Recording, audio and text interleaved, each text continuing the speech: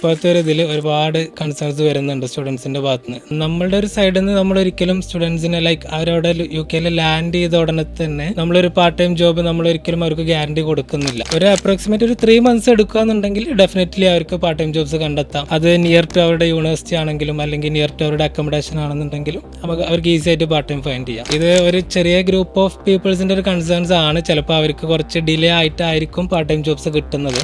സിമ്പിളായിട്ട് ഇപ്പോൾ നമുക്ക് അവൈലബിൾ ആവുന്ന കുറച്ച് പോർട്ടൽസിൽ മാത്രം അവരെ പ്രൊഫൈൽ അപ്ലോഡ് ചെയ്യുക. അതല്ലാതെ ഇവർക്ക് യൂണിവേഴ്സിറ്റിയുടെ സൈഡിൽ നിന്ന് തന്നെ ഒരുപാട് പാർട്ട് ടൈം അസിസ്റ്റൻസ് വരുന്നുണ്ട്. മാത്രമല്ല പലപ്പോഴും സ്റ്റുഡൻസ് എന്താ വെച്ചാൽ യൂണിവേഴ്സിറ്റിയിൽ അവൈലബിൾ ആയിട്ടുള്ള ഒരുപാട് ഫെയേഴ്സ്, ജോബ് ഫെയേഴ്സ്, അതുപോലെ തന്നെ നമുക്കൊരു ഫ്രഷേഴ്സിന് ഒരു മീറ്റ് ഉണ്ടാവും.